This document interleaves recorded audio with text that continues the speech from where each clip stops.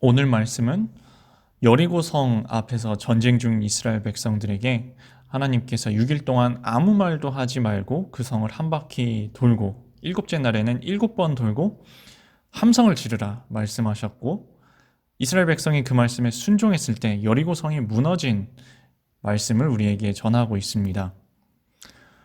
우리도 이스라엘 백성에게 하나님이 말씀하신 것처럼 하나님의 말씀이 우리에게 주어졌습니다.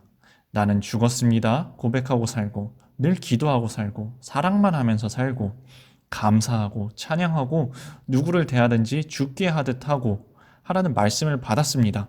그런데 이 말씀을 알기는 알지만 실제로 사는 사람은 참 드뭅니다. 왜 그러냐 하면 말씀대로 사는 훈련을 제대로 받지 못했기 때문입니다. 오늘 여리고성 앞에 있는 이스라엘 백성에게도 하나님께서는 말씀대로 사는 훈련을 시키고 계십니다.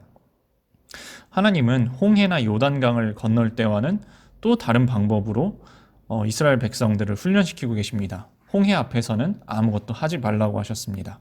요단강 앞에서는 제사장들이 발을 내디디게 하셨죠. 그리고 여리고성 앞에서는 7일 동안 그 성을 돌게 하셨습니다. 말씀대로 사는 순종의 훈련입니다. 우리가 예수님을 믿는 순간들도 같습니다.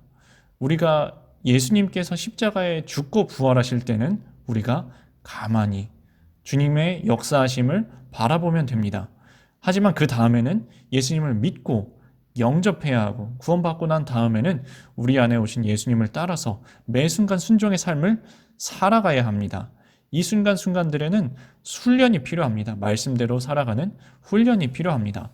그런데 우리가 말씀대로 순종하며 살아갈 때 즉시 여러 가지 변화가 일어나면 얼마나 좋겠습니까?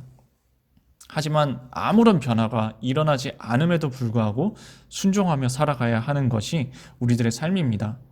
지금도 아무 변화 없는 견고해 보이는 여리고성을 그저 묵묵히 걸어가야만 하는, 여리고성을 도는 기분으로 사는 분들도 계실 겁니다. 건강 회복을 위해서, 가정 회복을 위해서, 가족들의 구원을 위해서, 재정적인 문제 해결을 위해서, 성령 충만을 위해서 믿음으로 순종은 하고 있는데 아무런 변화가 없을 때, 그때 우리에게는 정말 힘든 순간이 찾아오는 것입니다. 하지만 이스라엘 백성이 끝까지 순종으로 나아갔을 때 결국 7일째 여리고성은 무너집니다. 하나님은 반드시 그 약속을 이루십니다. 우리들의 삶에도 하나님의 말씀에 끝까지 순종하면 반드시 여리고성은 무너집니다. 그런데 이게 언제 끝날지 모르기 때문에 참 믿음의 싸움이 심합니다. 어쩌면 이 싸움이 6개월이 걸릴 수도 있고 6년이 걸릴 수도 있고 어쩌면 60년이 걸릴 수도 있습니다. 언제 끝날지 모른 이 싸움을 어떻게 믿음으로 계속해 나갈 수 있을까요? 이 순종의 훈련을 어떻게 해 나갈 수 있을까요?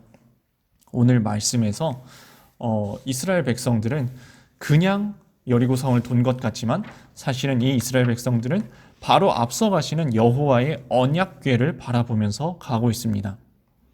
하나님을 바라볼 때 순종할 수 있는 겁니다.